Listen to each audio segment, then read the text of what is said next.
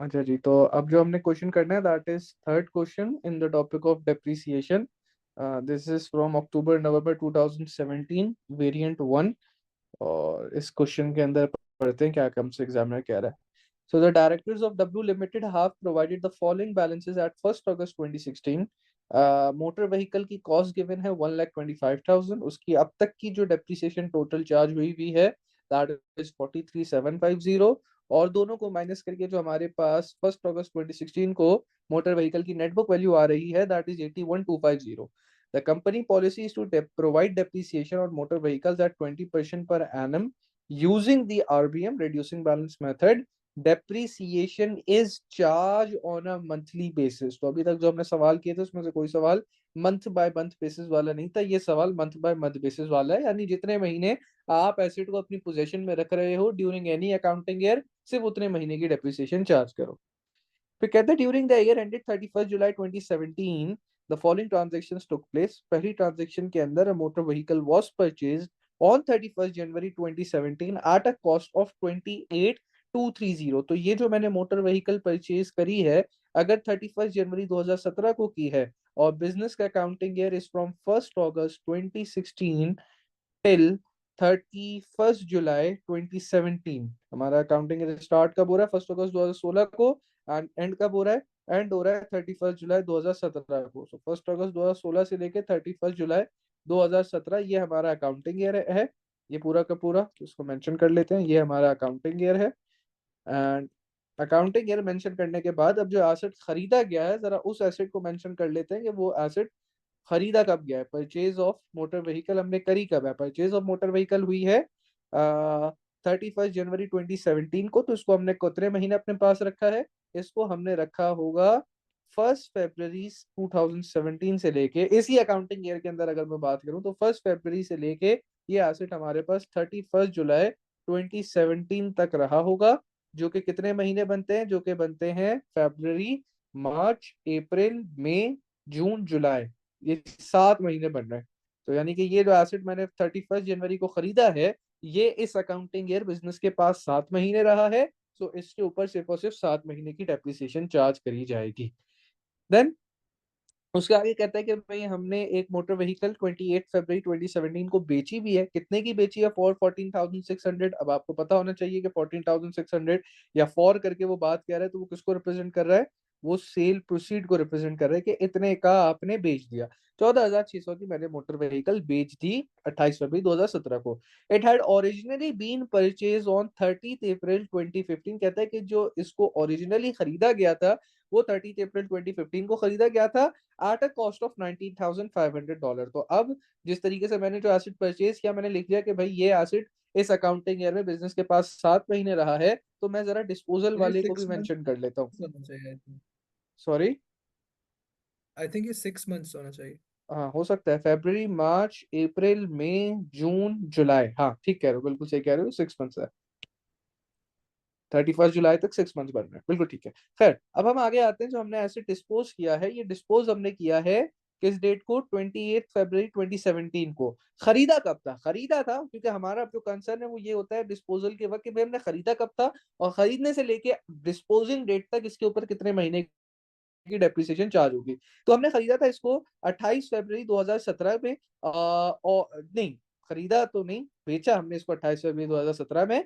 खरीदा हमने इसको 30 अप्रैल 2015 में था। तो क्या मैं अगर ये कहूं कि ये जिस साल खरीदा गया है उस साल जो अकाउंटिंग ईयर चल रहा था वो ये वाला अकाउंटिंग ईयर होगा। It would have started on 1 August 2014 and it would have ended on 31 जुलाई 2015।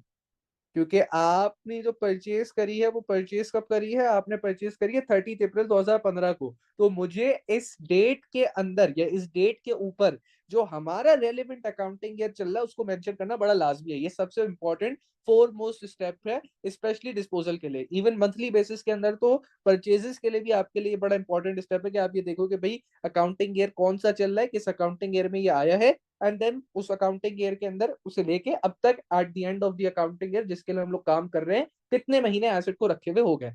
तो ये एसेट जो हमने खरीदा है 30 अप्रैल 2015 को, अगर मैं ये कहूं कि ये हमारा जो उस इस डेट के ऊपर जो रेलेवेंट अकाउंटिंग ईयर है that is from 1 August 2014 till 31 जुलाई 2015, और इसके अंदर से हमने इस एसेट को कब खरीदा है? 30 अप्रैल को खरीदा है।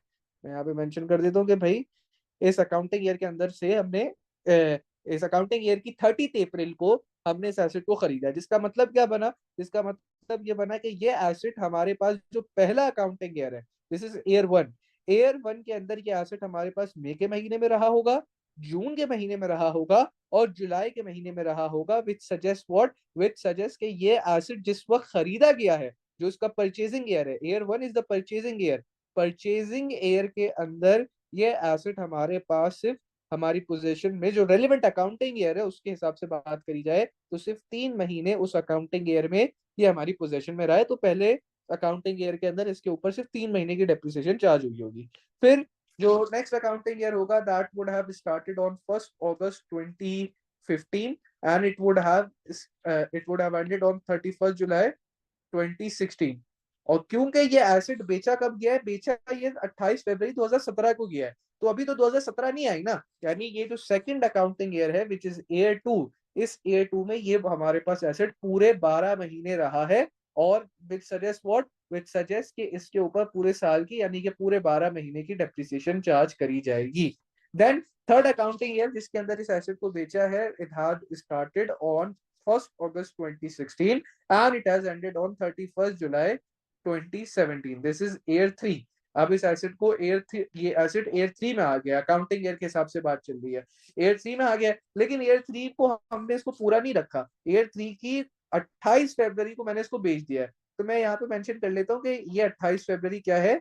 ये डिस्पोजिंग डेट है। तो मैं यहाँ पे जरा क्लियरिटी के लिए मेंशन कर लेता हूँ, ये परचेजिंग डेट लिख दिया मैंने, ताकि तुम्हें पता हो कि भाई यहाँ से हमने मेजर किया था कि कितने महीने की डेप्रिसिएशन फर्दर लगेगी, क्योंकि खरीदा 30 अप्रैल को है, ये डिस्पोजिंग डेट है। तो मैंने देखना है कि भाई इस अकाउंटिंग ईयर के अंदर कितना टाइम इस एसेट ने अभी तक गुजार लिया है। तो अकाउंटिंग ईयर स्टार्ट अगस्त को हुआ था, क्या 1 अगस्त 2016 को ये एसेट हमारे पास था? जी बिल्कुल था।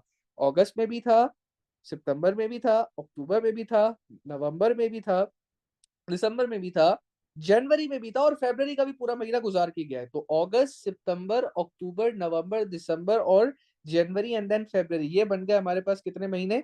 ये हमारे पास बन गए 7 महीने। यानी कि जिस साल इसको, अच्छा जिस हमजा, अकाउंटिंग इसमें ईयर ये में, हो सकता है कि इसमें ये हो सकता है कि इसमें तो बिल्कुल या तो मंथ के स्टार्ट की डेट दी हुई है या एंड की, अगर कोई मिड ऑफ मंथ की डेट दी हुई तो हो। फिर वो लेट से मिड ऑफ मंथ की डेट दी हुई है, वैसे इतने एक्सट्रीम पे जाते नहीं, लेकिन अगर लेट से यहाँ पे 28 फरवरी की जगह मे बी लेट से 15 फरवरी होता, तो मैं इसको 6.5 मंथ कंसीडर कर लेता, 6.5 मंथ कंसीडर कर लेता। लेकिन इतने एक्सट्रीम पे सवाल जाता नहीं है, नॉर्मली या तो स्टार्ट ऑफ द मंथ खरीदा होता है, और सिमिलरली बेचना भी होता है तो स्टार्ट ऑफ द मंथ होता है या at the end of the month होता है। लेकिन अगर हो तो मैंने चलो। आपको बता दिया कि आप फिर उसको कन्वर्ट कर लोगे। तो यहाँ पे आपने 28 फरवरी को 2017 को इस एसेट को डिस्पोज ऑफ किया, यानी कि डिस्पोजिंग ऑफ ईयर के अंदर ये एसेट आपके पास 7 महीने रहा है। तो इसके ऊपर हम रेलिवेंट तरीके से अब ये काम क्यों इंपॉर्टेंट है सबसे ज्यादा, मैंने आपको पहली सवाल क्वेश्चन 1 से लेके अब तक क्वेश्चन 3 तक, इस काम पे मैं कोई कंपनसेशन या कोई रिलैक्सेशन नहीं दे रहा, मैं इसको पूरा टिट टू टेट जिस तरीके से मैंने आपको बताया हर सवाल करते हुए इसको इसी तरीके से मेंशन कर रहा हूँ कि भाई कब एसेट, स्पेशली जो डिस्पोजल वाला था, खरीदा कौन सा अकाउंटिंग ईयर में गया है, अकाउंटिंग ईयर की कौन सी तारीख को खरीदा गया है, और क्योंकि यहाँ पे मंथ वाला रेट है तो मैंने उसको मेंशन फिर किया कि भाई ये जिस अकाउंटिंग ईयर में खरीदा गया है उस अकाउंटिंग ईयर में कितने महीनों की डेप्रिसिएशन चार्ज करनी है, और फिर अगर किसी साल पूरा रहे तो मैंने वो भी मेंशन किया कि भाई इस साल तो पूरे 12 महीने रहे, पूरे साल की चार्ज करो, और जिस साल बेचा है उस साल भी मैंने बता दिया कि भाई जिस साल बेचा है उस साल ये आपकी पोजीशन में 7 महीने था, तो उसको मेंशन कर लिया, क्योंकि ये अगर मैंने मेंशन कर लिया और सही काम कर लिया तो फिर आगे मैंने बस रेट लगाने और स्ट्रिक्ट अपने आप को जो मैंने फॉर्मूला और मेथड सीखा हुआ उसके ऊपर स्टिक रखना है और मेरा काम बन जाएगा। आगे खैर थर्ड ट्रांजेक्शन में कहता है there were no other additions और disposal during of motor vehicles during the year, तो यानी कि आपने ले दे के सिर्फ इन्हीं दो, एक परचेज और एक डिस्पोजल की कैलकुलेशन वगैरह सारी चीजें करनी। खैर पार्ट ए के अंदर अब वो कहता है state the double entry required to record the disposal of a non current asset before the profit or loss on disposal is transferred to the income statement, amounts are not required। तो आपसे मैंने, जब आपको याद हो, अगर मैं disposal की एंट्रीज पढ़ा रहा था तो मैंने कहा था कि डिस्पोजल की एंट्री एज इट इज भी पूछ ली जाती है। अब यहाँ पे वो आपसे अमाउंट नहीं मांग रहा, वो सिर्फ कह रहा है कि जो डिस्पोजल की प्रॉफिट और लॉस को छोड़ के जो इनकम स्टेटमेंट वाली एंट्री थी, लास्ट एंट्री जो है, उसको छोड़ के जो रिमेनिंग एंट्रीज हैं वो बनती हैं उसको बता दो। तो आशिर कितनी एंट्रीज बनती हैं प्रॉफिट और लॉस को छोड़ के डिस्पोजल के टाइम पे? 3। 3 एंट्रीज बनती है, वेरी गुड। और अगर प्रॉफिट और लॉस मिला ले तो फिर वो 4 एंट्री हो जाएंगी। ठीक है नेहाल, पहली एंट्री बताए, पहली एंट्री क्या बननी चाहिए जब एसिड डिस्पोज होगा? पहली एंट्री क्या बनेगी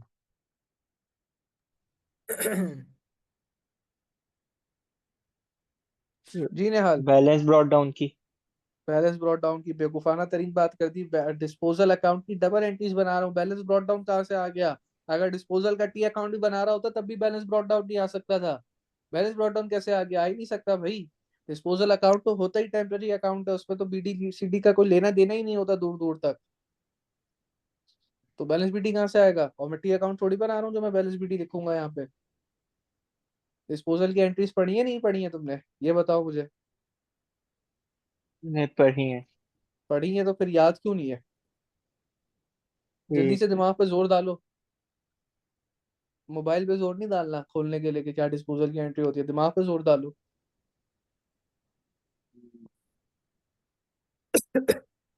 बस इतना ही जोर डाल सकते हो, अब इससे ज्यादा जोर डालोगे तो दिमाग जो है वो सुन हो जाएगा, तो ना डालो इससे ज्यादा। तो देख लो कहाँ पे एंट्रीज लिखी हुई है, ताकि अगली दफा पढ़ाते हुए बताया था। अगर वीडियोस तुमने खैर वीडियोस में देखा है तो वीडियोस अच्छा, के अंदर कॉस्ट मेंशन है। अकाउंट डालेंगे, कॉस्ट बिल्कुल, लिखेंगे। यहाँ पे अब अपडेट हो गया, अब गाड़ी निकल चुकी है भाई, अब तो ले आया मैं सामने। सबसे पहले यहाँ पे लिखा हुआ है entries to record at time of disposal. पहली चीज आप क्या करोगे, क्योंकि एसिड डिस्पोज हो रहा है तो उसकी कॉस्ट को क्या कर दोगे, एलिमिनेट कर दोगे। तो एसिड एट कॉस्ट, क्योंकि एसिड है, एसिड बढ़ता है तो डेबिट, कम होता है तो क्रेडिट। तो एसिड एट कॉस्ट को आप क्या करोगे, एसिड एट कॉस्ट को आप क्रेडिट कर दोगे। किसकी वजह से क्रेडिट कर रहे हो? क्योंकि भाई आपका अकाउंट क्या हो रहा है, आप डिस्पोज कर रहे हो, और डिस्पोजल का अकाउंट क्या हो जाएगा, डिस्पोजल का अपना जो अकाउंट है वो डेबिट हो जाएगा। जी आशीष, सेकंड एंट्री क्या बनेगी? Provision for depreciation. What, debit credit? Debit. Provision for depreciation debit हो जाएगा। क्यों डेबिट हो रहा है निहाल? क्योंकि provision for depreciation is a Contra acid, जब वो बढ़ता है तो उसको हम्म। क्रेडिट करते हैं। यहाँ पे मैं उसको राइट ऑफ कर रहा हूँ, एलिमिनेट कर रहा हूँ, क्योंकि भाई एक एसिड बिक गया तो मैंने पहले दिखाया कि मैंने उसके कॉस्ट अकाउंट में से उसकी कॉस्ट निकाल दी, और अब मैं दिखा रहा हूँ कि मैं उसके प्रोविजन फॉर डेप्रिसिएशन अकाउंट में से उसकी अब तक की जितनी भी एक्यूमुलेटेड डेप्रिसिएशन है वो निकाल दूंगा। और ये भी क्यों काम कर रहा हूँ, अगेन क्योंकि डिस्पोजल किया है, एंड दिस इसकी वजह से डिस्पोजल का अकाउंट क्या हो जाएगा, क्रेडिट हो जाएगा। और थर्ड एंट्री क्या होती है भाई? थर्ड एंट्री के अंदर हमें जो पैसे मिले हैं, which sales. Is the sale proceed, जो कि बैंक या कैश की फॉर्म में मिलते हैं, और बैंक और कैश एसेट है। एसेट बढ़ता है तो डेबिट, तो मैंने बैंक कैश स्लैश करके लिख दिया। अगर आप कोई एक चीज भी लिखते तो भी एक्सेप्टेबल है, वो डेबिट होगा। और डिस्पोजल का जो अपना अकाउंट है वो क्या हो जाएगा, वो क्रेडिट हो जाएगा। एक और एंट्री भी होती है लेकिन वो उसने बनाने की मना की हुई है, वो एंट्री होती है प्रॉफिट और लॉस ऑन डिस्पोजल की। अगर प्रॉफिट होता है तो income statement credit, disposal account debit, और अगर लॉस ऑन डिस्पोजल होता है तो इनकम स्टेटमेंट डेबिट और डिस्पोजल अकाउंट क्रेडिट। ये देखो इस चीज के, इसलिए तुम्हें सिर्फ छह छह वर्ड्स लिखने के कितने मार्क्स दिए हुए? 6 मार्क्स दिए हुए हैं। फिर आगे बढ़ते हैं। या आपके पास हो गया भाई डबल एंट्रीज बनाने का, उसने कहा हुआ था। अगर यहाँ पे उसने अमाउंट भी मांग रही होती तो मैं अमाउंट भी लिख सकता था। लेट्स से एसिड की जो हमने डिस्पोज ऑफ किया उसकी कॉस्ट कितनी है इस केस में? जो एसिड हमने डिस्पोज किया उसकी कॉस्ट है 19,500, तो मैं पहली एंट्री में डेबिट क्रेडिट 19,500 से करता। दूसरी एंट्री के अंदर क्योंकि फिलहाल मुझे नहीं पता कि जो एसिड मैंने 30 अप्रैल 2015 को खरीदा है और 28 फरवरी 2017 तक रखा है, उसके ऊपर अब तक की एक्यूमुलेटेड डेप्रिसिएशन कितनी है, तो वो मैं आपको नहीं बता सकता क्या करता। थोड़ी देर में अभी वर्किंग करके बता दूंगा कि यहाँ पे क्या लिखता। और तीसरे उसमें बैंक कैश तो बहुत सिंपल है, सेल्स प्रोसीड हमने ऊपर मेंशन कर लिया था, 14,600 की अमाउंट होती बैंक और कैश के अंदर भी और डिस्पोजल के अंदर भी। तो जरा सेकंड वाली एंट्री की अमाउंट देख लेते हैं कि भाई सेकंड वाली एंट्री की अमाउंट क्या होती है। ये बात तो समझ में आती है ना कि भाई ये एसिड जो डिस्पोज ऑफ हुआ है इसकी अब तक की एक्यूमुलेटेड डेप्रिसिएशन जो है वो सेकंड डबल एंट्री के अंदर जानी है। तो अब तक की इसकी एक्यूमुलेटेड डेप्रिसिएशन कितनी होगी, निकाल लेते हैं। जिस साल ये एसिड खरीदा गया था उस साल इसके ऊपर सिर्फ और सिर्फ कितने महीने की डेप्रिसिएशन चार्ज हुई है? उस साल इसके ऊपर सिर्फ और सिर्फ 3 महीने की डेप्रिसिएशन चार्ज हुई है एयर वन के अंदर, जिस साल ये खरीदा गया है। इस एसेट को खरीदा गया था कितने की कॉस्ट पे? 19,500 की कॉस्ट पे। कंपनी की policy 20% per annum using RBM method है। तो मैं सिंपली क्या करूंगा, 19,500, क्योंकि पहले साल नेटबुक वैल्यू और कॉस्ट बराबर होता है, तो मैं करूंगा 19,500 which is the cost multiplied by 20% which is the rate. क्योंकि पूरे साल की नहीं है, सिर्फ 3 महीने की है, तो मैं मल्टीप्लाई बाय 3/12 कर दूंगा। नॉर्मली मैं सिर्फ मल्टीप्लाई बाय 20% करता हूँ जब पूरे साल की चार्ज करनी होती है। अभी क्योंकि 3 महीने की चार्ज करनी है तो मैंने मल्टीप्लाई बाय 3/12 कर दिया। जल्दी से निकालें, बताएं क्या क्या डेप्रिसिएशन चार्ज निकल के आ रहा है पहले साल का?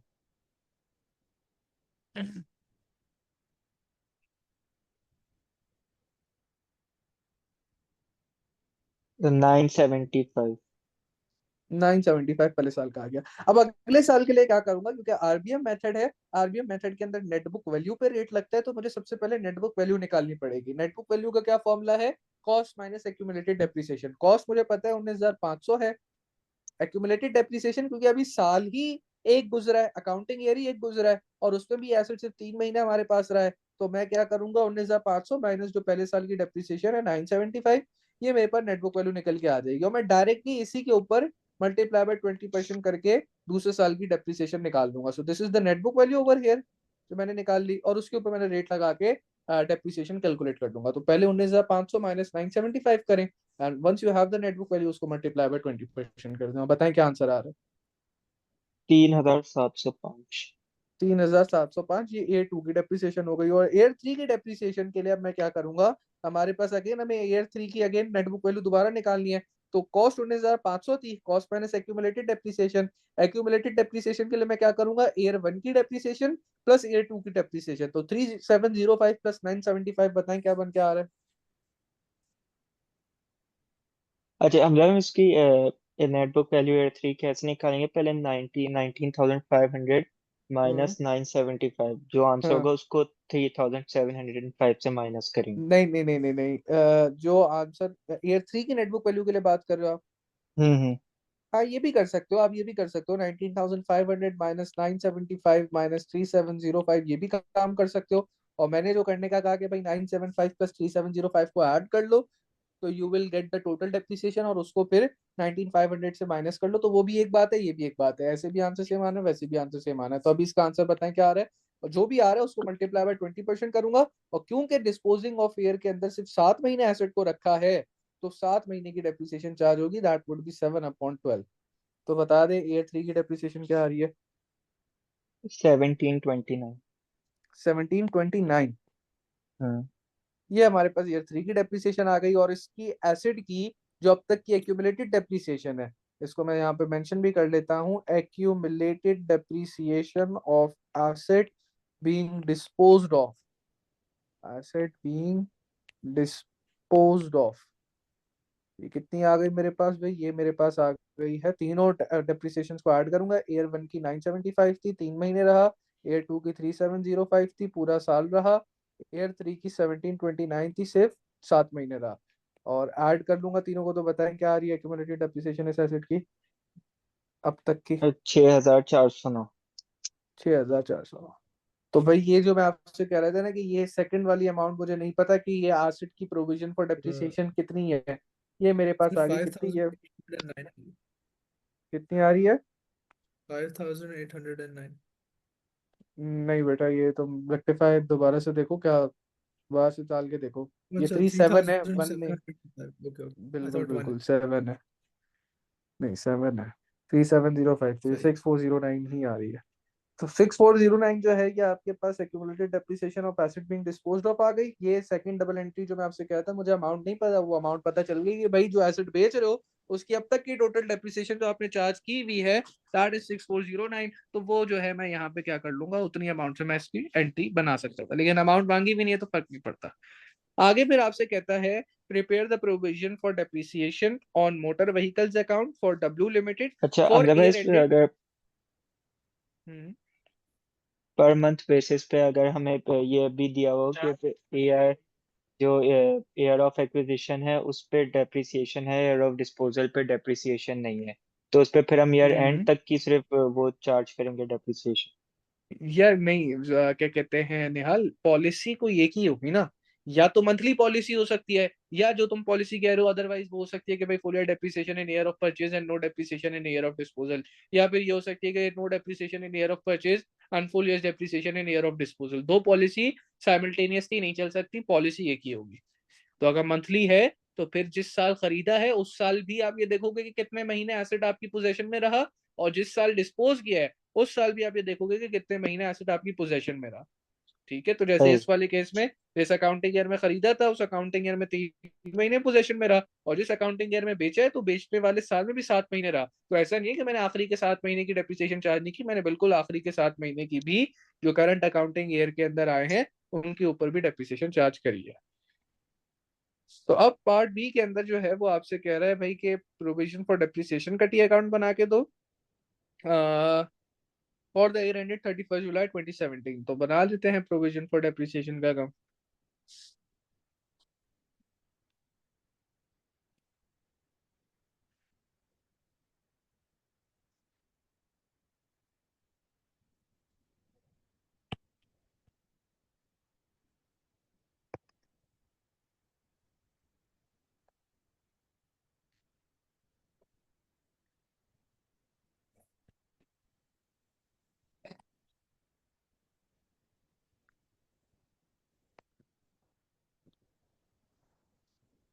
चलिए, प्रोविजन फॉर डेप्रिसिएशन उसने खुद कह दिया डेट्स आर नॉट रिक्वायर्ड। तो मैं खैर डेट्स के साथ काम करूंगा ताकि आप लोगों को डेट्स का भी आइडिया मिल जाए कि कभी अगर वो सवाल में बोले डेट्स आर रिक्वायर्ड तो आपने क्या काम करना है।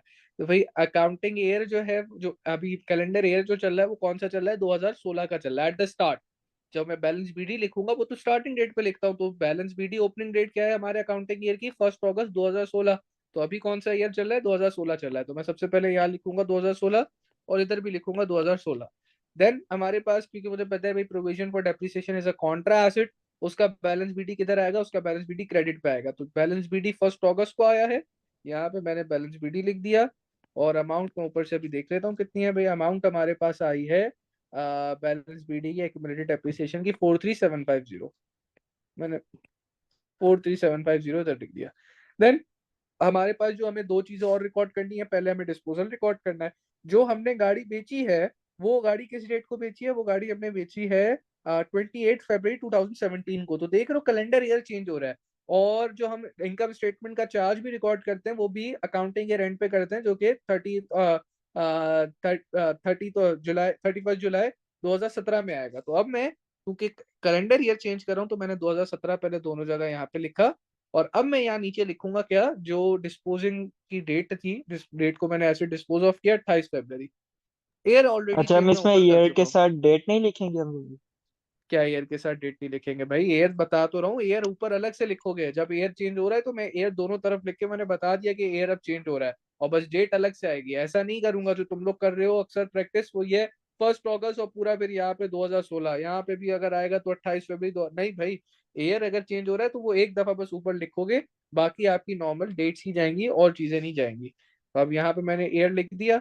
एयर लिखने के बाद अब जो डेट थी मैंने डायरेक्ट डेट लिखी, मैंने दिखा दिया कि ईयर चेंज हो रहा है, 2017 में चले गए। अब मैं 28 फरवरी लिख रहा हूँ तो इसको ऑटोमेटिकली मतलब ये कि ये 28 फरवरी 2017 में आया है। या लेट से मैं यहाँ पे लिखता हूँ 31 जुलाई, तो इसको ऑटोमेटिकली मतलब ये है कि ये 31 जुलाई भी 2017 में आया है। और जब मैं 2016 के नीचे जो डेट लिखी हुई है 1 अगस्त, तो उसको ऑटोमेटिकली मतलब ये है कि ये 1 अगस्त 2016 में आया है। तो जब मैं एयर को चेंज करके दिखाऊंगा तो उसको ऑटोमेटिक मतलब ये हो जाएगा कि अब जो अगली डेट है उसमें एयर चेंज हो चुका है, जैसे कि यहाँ पे इस केस में। तो अब यहाँ पे डिस्पोजल सो जाएगा। ये अकाउंट्स की बिल्कुल फिक्स्ड फॉर्मेट होता है या जी चेंज कर बिल्कुल सकते बिल्कुल नहीं, बिल्कुल फिक्स फॉर्मेट होता है, आप अपनी मर्जी से चेंज नहीं कर सकते। थोड़ी बहुत बिस्किट पे ऊपर नीचे चीजें अलाउ होती हैं, जैसे कभी वो अगर डेट्स जैसे यहाँ पे उसने कहा हुआ है या किसी सवाल में स्पेसिफिकली नहीं कहा हुआ कि डेट्स आर रिक्वायर्ड, और उसमें आप डेट लिख रहे हो, तो अगर आप लेट से जैसे तुम लोग करते हो कि एक जगह साल लिख दिया, इस जगह साल नहीं लिखा, तो इतनी छोटी गलतियां है नहीं, लेकिन क्यों करनी है गलती, अब सीख लो ना। जब इसीलिए मैं आपको इसीलिए डेट्स के साथ करा रहा हूँ कि आपने अब ये गलती करनी ही नहीं है, मुझे दिखनी नहीं चाहिए अब इस तरीके किस्म की कोई डेट से रिलेटेड गलती। तो खैर, आपने 2016 पे ओपनिंग डेट थी, ओपनिंग डेट आपने 1 अगस्त को बैलेंस बीडी लिखा, क्योंकि जो 1 अगस्त था वो बैलेंस बीडी 2016 में आ रहा था। देन डिस्पोजिंग, क्योंकि आपने 28 फरवरी 2017 को किया, मैंने पहले कैलेंडर ईयर चेंज किया, 2017 दोनों तरफ मेंशन किया, उसके नीचे 28 फरवरी लिख दिया। और जो मैंने डिस्पोजल किया है, उस डिस्पोजल ऑफ एसेट की जो अब तक की एक्यूमुलेटेड डेप्रिसिएशन है which we have already calculated is 6409। तो यहाँ पे आ जाएगा क्या भी, यहाँ पे आ जाएगा 6409। अब जो चीज रह गई वो क्या रह गई, आपका चार्ज फॉर ईयर रह गया, जो कि इनकम स्टेटमेंट के उसमें साल के एंड पे आप रिकॉर्ड करते हो। तो जरा इसके ऊपर अब काम करते हैं। इसके ऊपर अब क्या काम करना पड़ेगा भाई, इसके ऊपर सबसे पहले तो एक नया एसेट आपने खरीदा है। जो नया एसेट आपने खरीदा है वो बिजनेस के अंदर सिर्फ कितने महीने रहा है, वो बिजनेस के अंदर सिर्फ 6 महीने रहा है। और कितने का खरीदा है आपने वो एसेट, आपने वो एसेट खरीदा है 28230 का। तो ये जो एसेट आपने खरीदा है, मैं इसकी वर्किंग चार्ज फॉर ईयर की सेपरेटली नीचे कर लेता हूँ। तीन चीजें यहाँ पे इंपॉर्टेंट है चार्ज फॉर ईयर के अंदर। पहली डेप्रीसिएशन, पहली क्या चीज है भाई, पहली है depreciation of asset, depreciation of asset newly purchased, जो कि आपने नया नया भी परचेज किया है, और उस पर सिर्फ 6 महीने की डेप्रिसिएशन है, क्योंकि आपको अभी लिए हुए उसको इस अकाउंटिंग ईयर में आपने उसको सिर्फ 6 महीने पोजेशन में रखा है। तो उसकी कॉस्ट है 28230, 28230। रेट आपने अगेन हमें पता है 20% है, और 6 महीने रखा है, तो मल्टीप्लाई बाय 6/12। मुझे पता है इसकी क्या अमाउंट आ रही है।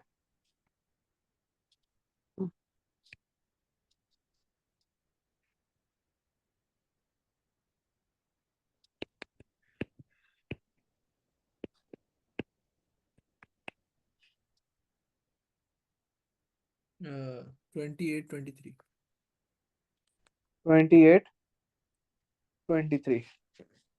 तो यहाँ पे आपके पास जो अब जो पहली चीज आ गई कि भाई जो नया एसेट खरीदा उस पर कितनी डेप्रिसिएशन चार्ज करूंगा। सेकंड इंपॉर्टेंट थिंग इज जो मैंने एसेट बेचा है, अब क्योंकि मंथली पॉलिसी फॉलो हुई थी, तो इस जो एसेट जो जिस साल में बिका है उस साल के भी 7 महीने हमने इस एसेट को अपने पास रखा है, तो 7 महीने की जो डेप्रिसिएशन है वो चार्ज फॉर ईयर के अंदर इस साल के प्रॉपर्टी अकाउंट में बनाते हुए मैं इंक्लूड करूंगा।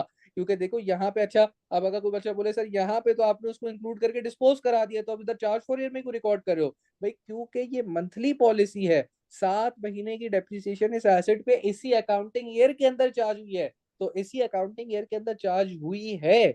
इस वजह से चार्ज फॉर ईयर के अंदर जो एसेट बिका है उस पे जितने भी महीने हमने उस एसेट को रखा है उसकी जो भी डेप्रिसिएशन बनती है वो इंक्लूड होगी। तो यहाँ पे हमने वर्किंग तो ऑलरेडी इसके लिए की हुई है।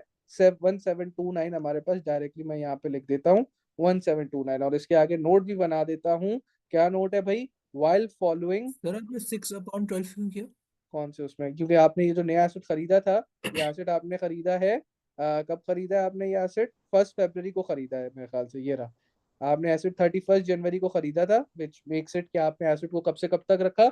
1 फरवरी से लेके आपने 31 जुलाई 2017 तक इस एसेट को रखा है, which makes it 6 months. And since we are following per month month by month policy, तो सिर्फ 6 महीने की डेप्रिसिएशन चार्ज हुई है।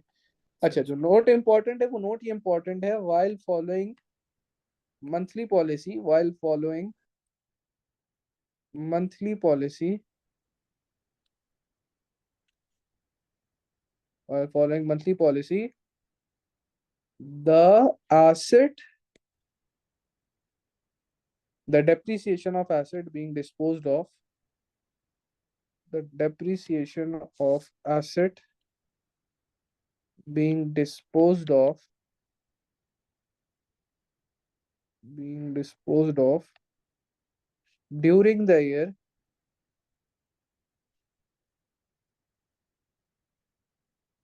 the depreciation of asset being disposed of during the year,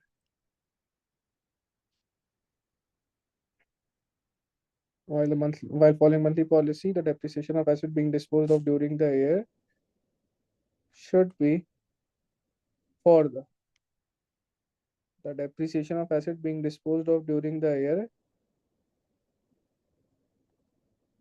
for that last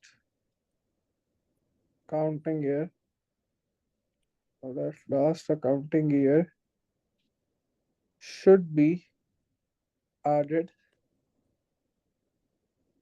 in both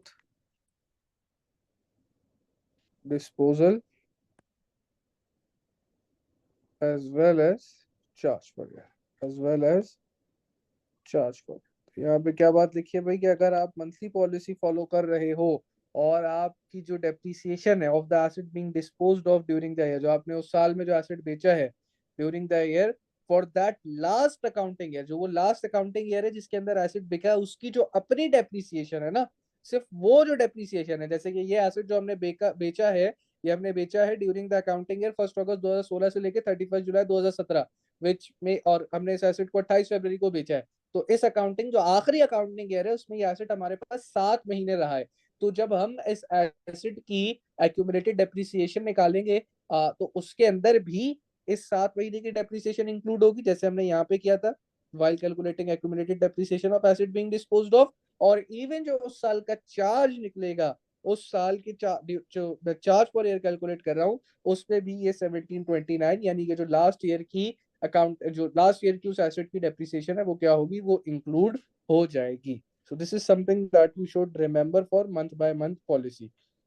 उसके बाद जो अब लास्ट स्टेप है वो क्या है, वो आपने जो नया एसेट खरीदा उसकी डेप्रिसिएशन चार्ज कर ली, आपने जो एसेट ड्यूरिंग द ईयर बेचा उसकी डेप्रिसिएशन भी चार्ज कर ली। अब जो एसेट्स पूरा साल आपके पास बिजनेस के अंदर पड़े रहे हैं उनकी भी तो डेप्रिसिएशन चार्ज करनी है।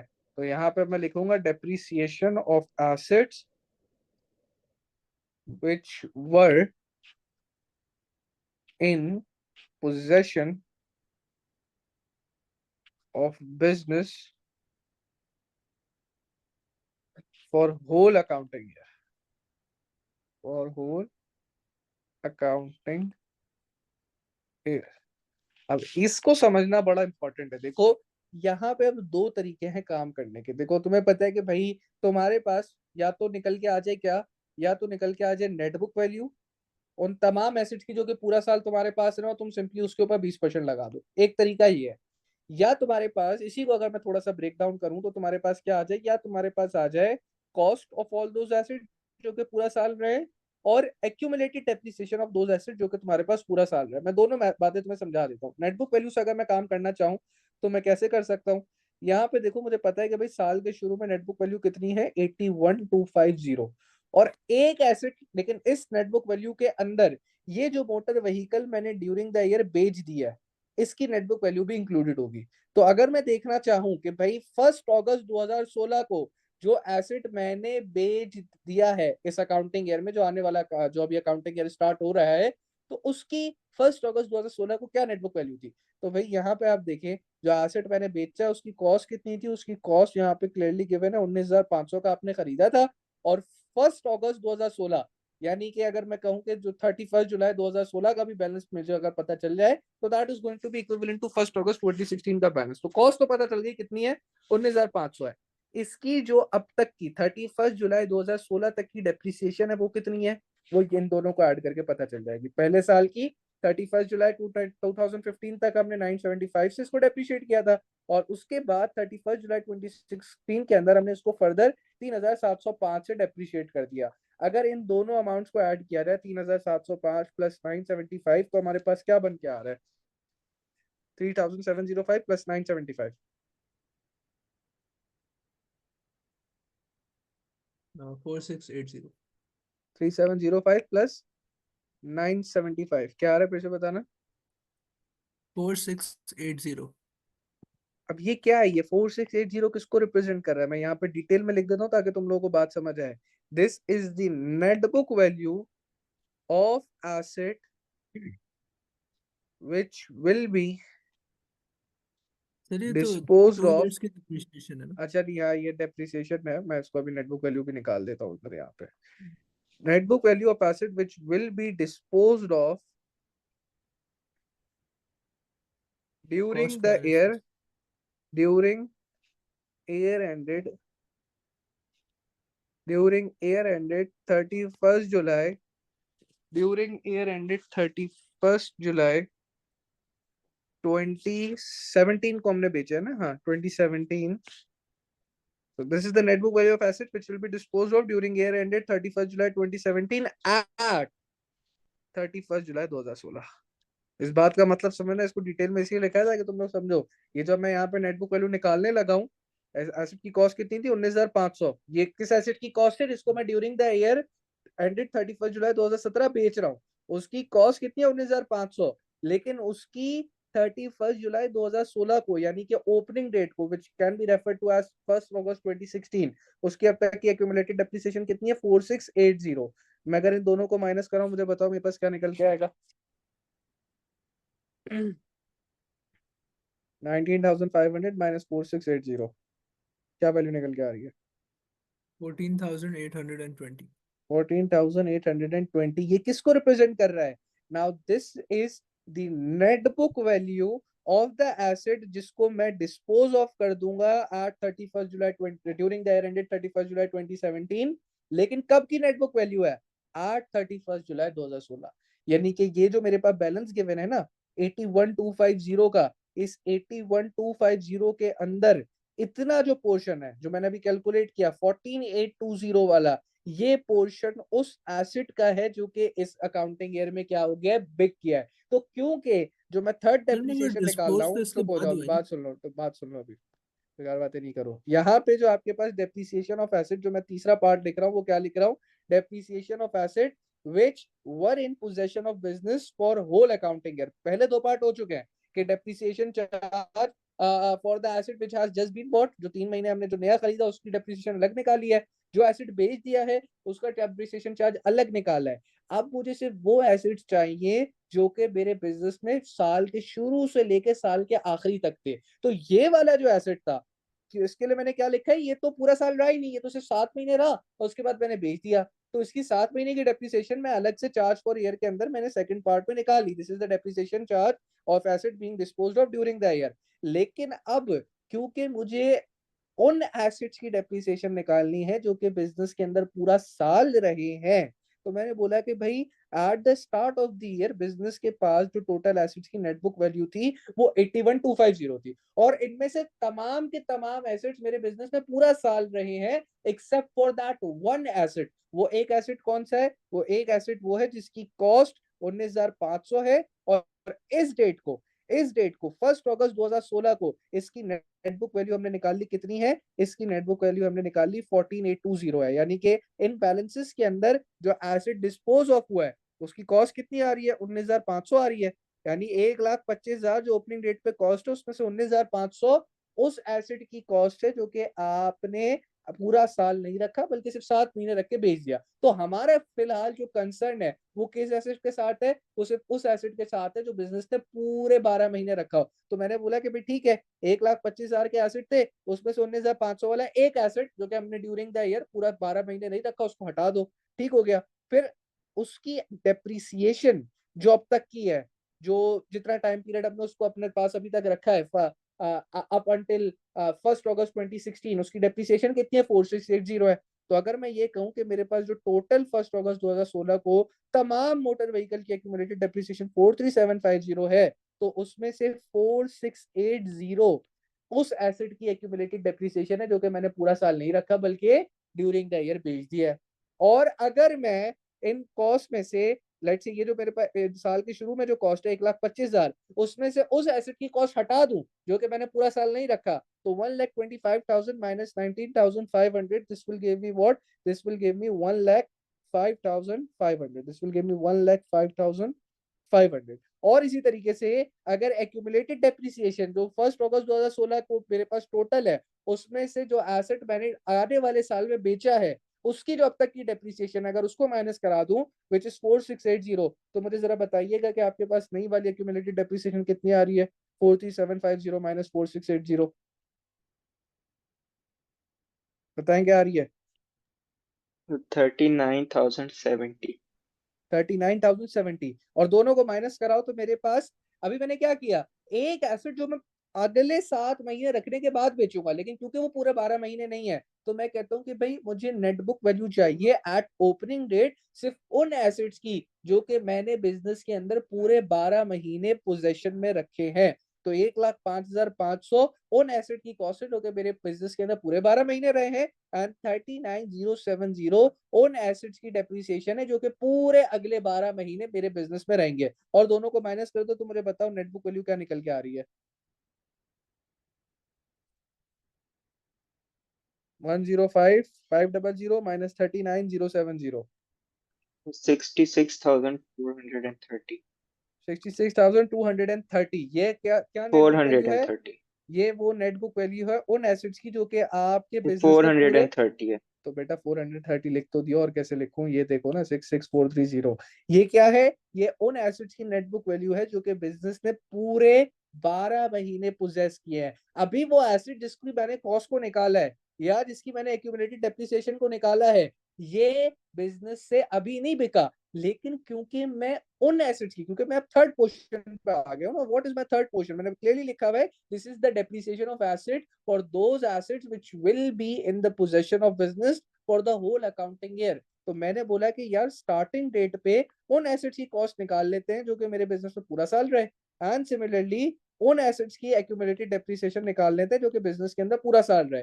Once I will subtract them, I will get the net book value at the opening date of those assets जो कि मेरे पास बिजनेस में पूरा साल रहेंगे, एंड मैं सिंपली इसके ऊपर क्या कर दूंगा, 20% चार्ज कर दूंगा, तो मेरे पास वो डेप्रिसिएशन निकल के आ जाएगी उन एसेट्स की जो कि पूरे अकाउंटिंग ईयर बिजनेस का पार्ट रहे थे। तो ये एक तरीका था।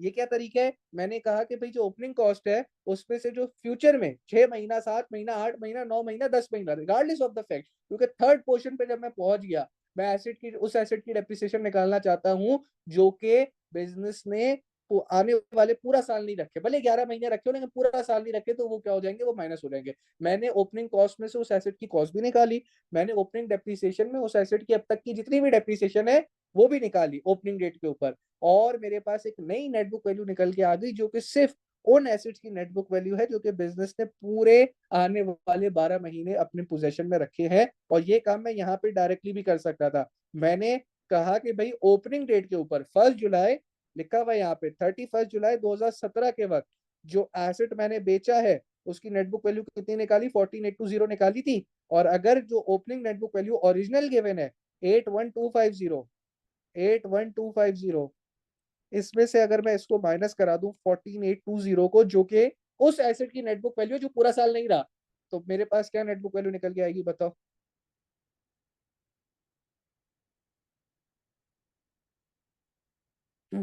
81250 माइनस 14820, 66430। 66430। और अगर ये निहाल मैच नहीं हुआ ना, खैर नहीं है तुम्हारी। तुमने क्या बताया था, हाँ सही बताया था, शाबाश, 66430। तो देख रहे हो भाई, मैंने क्या कहा था, दो तरीके हैं, दोनों तरीके से हो गया काम। क्या दो तरीके थे, फिर से सुन लो। जो थर्ड पोर्शन है उसमें मेरा कंसर्न किसके साथ है, बहुत इंपॉर्टेंट बात है, बच्चों को नहीं समझ आती, बच्चे बोलते हैं कटाओ इसको, आ गया छोड़ के आ जाएंगे सवाल में, समझने से बेहतर है इसको छोड़ के आ जाओ, इतनी मुश्किल चीज है, जबकि इतनी मुश्किल चीज है नहीं। एक बेसिक सी बात है, दिमाग में बिठा लोगे तो आगे सारे जो भी इस तरीके इससे रिलेटेड सवाल आएंगे इजिली कर लोगे। क्या है भाई थर्ड पोर्शन, पहले दो पोर्शन में तो आई डोंट थिंक सो कोई मसला है। एक एसेट जो कि खरीदा ही भाई आपने, क्या कहते हैं, 30 जनवरी को है, और 31 जुलाई 2017 को अकाउंटिंग ईयर एंड हो रहा है, और मंथली पॉलिसी है, तो अगर इतना भी दिमाग नहीं चला तो फिर तो फायदा ही नहीं है ना कि 6 महीने एसेट रखा है, 6 महीने की डेप्रिसिएशन चार्ज होगी। सिमिलरली जो एसेट बेचा है 7 महीने रख के बेच दिया तो उसके ऊपर 7 महीने की डेप्रिसिएशन चार्ज होगी। थर्ड पार्ट जिसमें बच्चे सबसे ज्यादा कंफ्यूज होते हैं वो क्या है, वो पार्ट है जो मैंने आपको बड़ी डिटेल में लिख के लिखा हुआ है, depreciation of asset which were in possession of business for whole accounting है। पूरे 12 महीने जो एसेट बिजनेस की अकाउंटिंग है बिजनेस के अंदर रहे हैं उनकी डेप्रिसिएशन निकालनी है। उनकी डेप्रिसिएशन भाई आरबीएम मेथड है ना, आरबीएम मेथड पे तो नेटबुक वैल्यू चाहिए। नेटबुक वैल्यू कौन से एसेट्स की चाहिए, नेटबुक वैल्यू उन एसेट्स की चाहिए जो कि बिजनेस के अंदर पूरा साल रहे, और उनकी ओपनिंग नेटबुक वैल्यू चाहिए। लेकिन मसला ये है कि जो यहाँ पे इसने हमें नेटबुक वैल्यू या कॉस्ट या एक्यूमुलेटेड डेप्रिसिएशन दी हुई है, ये उन एसेट्स के लिए दी हुई है जो कि बिजनेस के पास थे but at the start of the year थे। इसके अंदर कुछ एसेट्स ऐसे हैं जो कि आपने पूरे 12 महीने नहीं रखे, जैसे कि एक एसेट जो कि आपने 28 फरवरी 2017 को बेच दिया, तो ये तो पूरा साल नहीं रहा।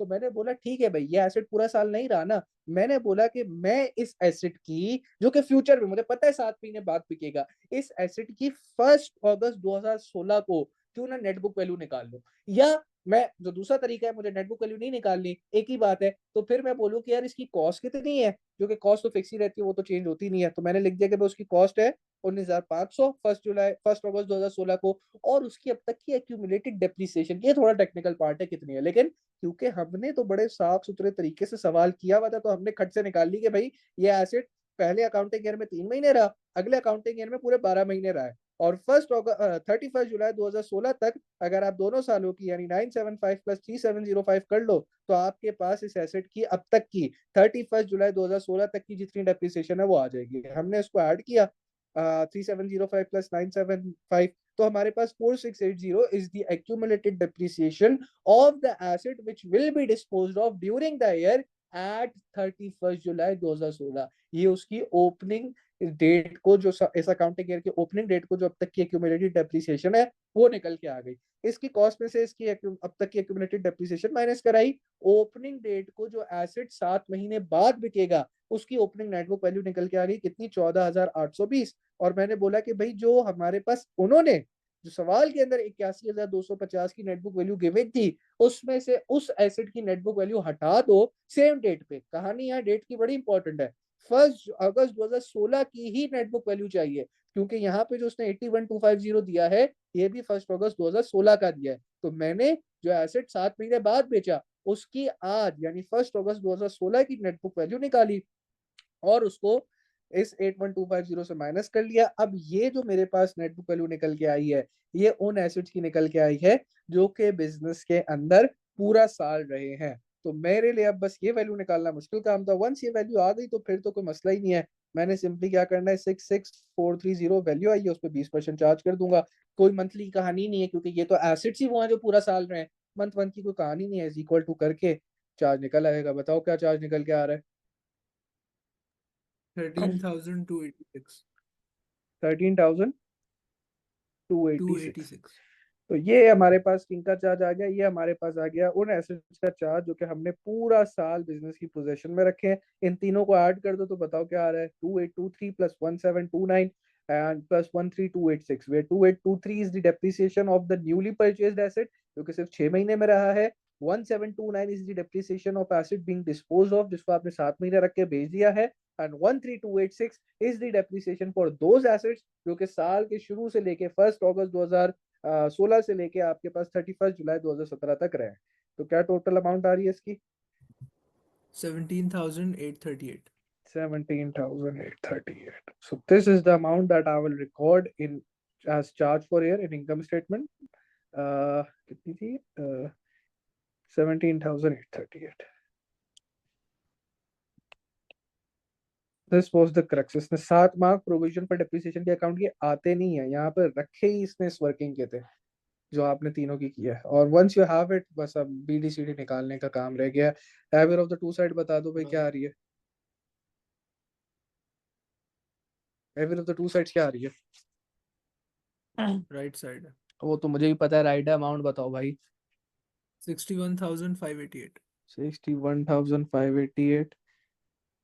और फिर हमारे पास बैलेंस सीडी आ जाएगा महीने साल की आखिरी तारीख को, विच इज 31 जुलाई 2017 ही चल रहा है अभी। 55,109 फिर से बोलो।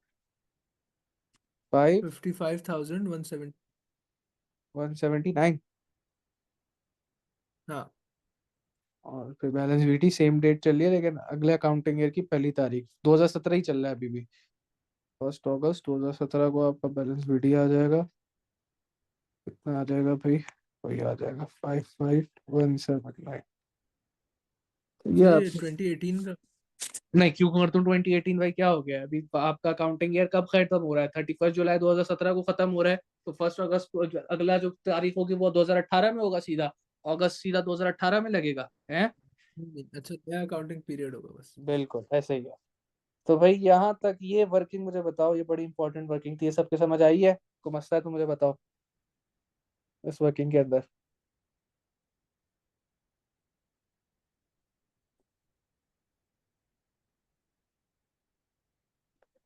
है भाई कोई मसला? निहाल है? आवाज नहीं आई मुझे तुम्हारी निहाल। सर हमें शो नहीं करनी है वर्किंग क्या शो नहीं करनी? बिल्कुल शो करनी है। तो मतलब मैं ऐसे ही मैं क्या यार, अभी मैं क्या कहूँ मेरे क्या ये? मतलब मार्क्स सिर्फ टी अकाउंट के या ये हमें सेपरेटली शो करना होगा तो साइड भाई पे बिल्कुल शो करनी है यार, बिल्कुल शो करनी है। यहाँ शो करो, वहां शो करो, जहाँ भी करो। और आंसर तुम निकालोगे कैसे बिना वर्किंग के? हाँ ये निकाल तो है के दिखा दो। जाओ, मेरा चैलेंज है, कैलकुलेटर पे करो और निकाल के दिखाओ मुझे ये वर्किंग के बगैर आंसर इसका 17,838। निहाल क्लियर है आपको? जी जी। आशिर क्लियर है? ये बात पक्की बात है? जी जी ठीक है। तो फिर आखिरी पार्ट इसका थ्योरी का रह गया। थ्योरी के पार्ट में क्या कहता है? कहता है कि जो ट्रांजेक्शन 1 और 2 है ना, calculate the effect on profit for the year of each transaction 1 and 2। तो ट्रांजेक्शन 1 में तो आप सिंपली परचेज कर रहे हो। जब आप परचेज कर रहे हो तो जाहिर सी बात है, अब उसके ऊपर इसकी वजह से, क्योंकि अब एसेट बढ़ गया तो डेप्रिसिएशन चार्ज ज्यादा होगा। तो इस एसेट को जिसको आपने परचेज किया था, उसकी डेप्रिसिएशन कितनी है? 6 महीने की हमने निकाली होगी। ये निकाली भी 2823। तो इस एसिड के परचेज होने की वजह से डेप्रिसिएशन 2823 से बढ़ेगी, जिसकी वजह से प्रॉफिट कम हो जाएगा 2823 से। तो मैं इसको लिख लेता हूँ।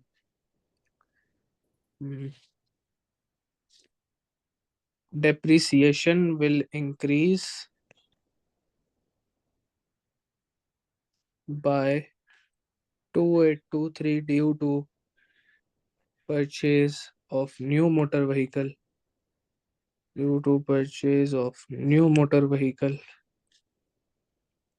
decreasing profits by 2823, decreasing profits by 2823। ये तो हो गया पहले ट्रांजैक्शन की बात। और दूसरे ट्रांजैक्शन के लिए क्या कह रहा है? दूसरे ट्रांजैक्शन में we are selling off the asset. तो सेलिंग ऑफ द एसेट से क्या होगा इम्पैक्ट प्रॉफिट्स के ऊपर? पहला वाला तो बड़ा क्लियर था, दूसरा वाले के अंदर क्या हो रहा है आप देखो, क्योंकि आप फिर एसेट बेच नेटबुक रहे वैल्यू हो। से कंपेयर करें, जी नेटबुक क्या? वैल्यू से कंपेयर करें, अब फिर क्या आएगा हमारे पास नेटबुक वैल्यू से कंपेयर करके? प्रॉफिट और लॉस। सही, नहीं, शाबाश, वेरी गुड, नहीं बिल्कुल सही कह रहे हो। तो सेल प्रोसीड आपके पास 14,600 है, और ये जो एसेट आपने बेचा है इसकी एट द, ये जो है ये डिस्पोजिंग डेट पे नेटबुक वैल्यू नहीं है, ये बात याद रखना। ये 31 July 2016 at the opening date of the accounting year की नेटबुक वैल्यू उसकी है, जो 14,820 है। तो जिस डेट पे बेचा है उस डेट की नेटबुक वैल्यू निकालने के लिए आप क्या करोगे? आप accumulated depreciation of asset being dispose of जो यहाँ निकाली थी ना 6409, उसको आप कॉस्ट से माइनस कराओगे। तो उसको अगर करवा लो जल्दी से, तो कितनी आ रही है इसकी नेटबुक वैल्यू? 6409 माइनस 19,500, क्या नेटबुक वैल्यू है इसकी?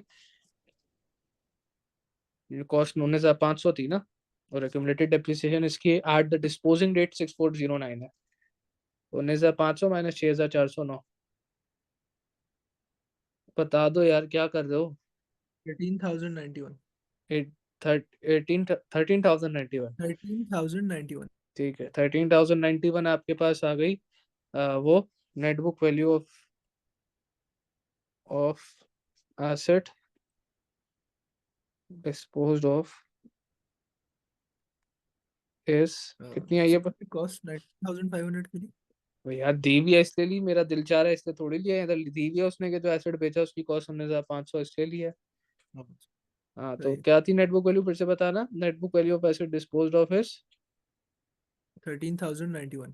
13,091, और उसकी सेल्स प्रोसीड यहाँ ऊपर गिवन है, कितनी गिवन है? 14,600, एंड सेल प्रोसीड इज 14,600। तो दोनों को माइनस करा दो तो प्रॉफिट ही आ रहा है, तो पता चल गया कितना प्रॉफिट आ रहा है। 1,509। which leads to which would lead to gain on disposal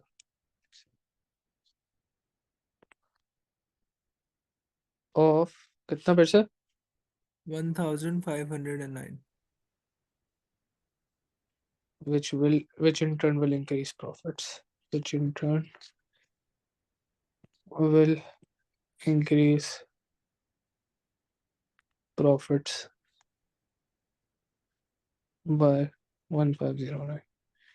अच्छा, मैं चाहूँ तो ये भी लिख सकता हूँ कि टोटल क्या इम्पैक्ट आ रहा है। तो इन टोटलिटी वैसे 2 मार्क मेरे हो चुके हैं, लेकिन मैं लिखना चाहूँ तो तो लिख ईच सकता हूँ। लिखा है तो नहीं करेंगे ना, या कर हाँ, सकते हैं? कर सकते तो सब वो मिलेगा नहीं मार्क, बस ये है 2 मार्क जो थे वो मिल गए। हाँ, अगर कोई बच्चा लेट से सिर्फ इसकी वर्किंग ना दिखाता या लेट से इसकी वर्किंग डायरेक्ट कर लेता, और फिर वो ये वाली स्टेटमेंट की जगह अगर टोटलिटी की स्टेटमेंट भी सही दे देता, तो फिर उसको उस पर मार्क मिल जाता।